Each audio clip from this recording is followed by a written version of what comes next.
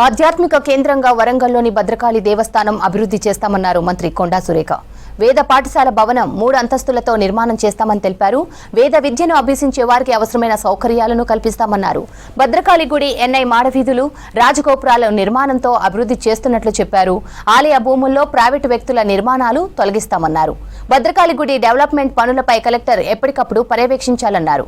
వరంగల్ శ్రీ భద్రకాళి దేవస్థానంలో పలు అభివృద్ధి పనులకు శంకుస్థాపన, భూమి పూజ చేశారు మంత్రి కొండా సురేఖ.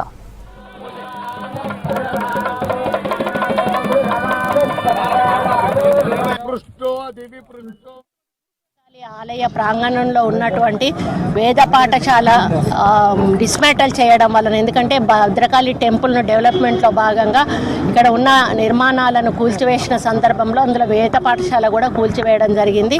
వాళ్ళు ధార్మిక భవనంలో ఈరోజు కార్యక్రమాలు చేసుకుంటూ ఉన్నారు.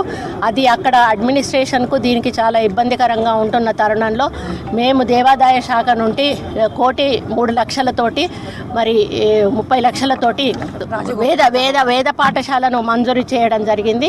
దాన్ని ఇప్పుడే అక్కడ శంకుస్థాపన చేసి మరి పిల్లలకు అక్కడ వాళ్ళకి ఆ కార్యక్రమాన్ని స్టార్ట్ చేసి రావడం జరిగింది. అది ఒకవేళ నిర్మాణం జరిగితే, వేద పాఠశాల పూర్తి స్థాయిలో నిర్మాణం జరిగితే ఎంతోమంది విద్యార్థులను ఇక్కడ నుంచి మనము మరి చదివించి ఈ యొక్క సమాజానికి గుళ్ళల్లోకి పంపించేటువంటి అవకాశం ఉంటుంది. అదేవిధంగా ఇక్కడ భద్రకాళి డెవలప్మెంట్ విషయంలో కూడా మాడవీధులకు ఇప్పటికే 20 కోట్లు, 10 కోట్లేమో కూడా నుంచి 20 కోట్లేమో SDF నుంచి కూడా ఇవ్వడం జరిగింది. ఇప్పుడు దాదాపుగా 28 కోట్లతోటి, అంటే రాజగోపురాలు అంటే వాళ్ళు ఎవరైతే స్థపతి వాళ్ళు ఉంటారో, అడ్వైజర్లు ఉంటారో, వాళ్ళు చెప్పిన దాని ప్రకారంగా ఎస్టిమేషన్ దాదాపుగా 30 కోట్ల వరకు కూడా కావచ్చు. వాటికి ఈరోజు ఇక్కడ శంకుస్థాపన చేసి మరి మాడవీధులతో పాటు కూడా ఆ యొక్క రాజగోపురాల నిర్మాణం కూడా చేపట్టబోతా ఉన్నాము. అదేవిధంగా ఇక్కడ ప్లేస్ కూడా కొంత కంజెస్టెడ్గా అయింది, ప్రైవేటు స్టాల్స్ అవి ఉండడం వలన.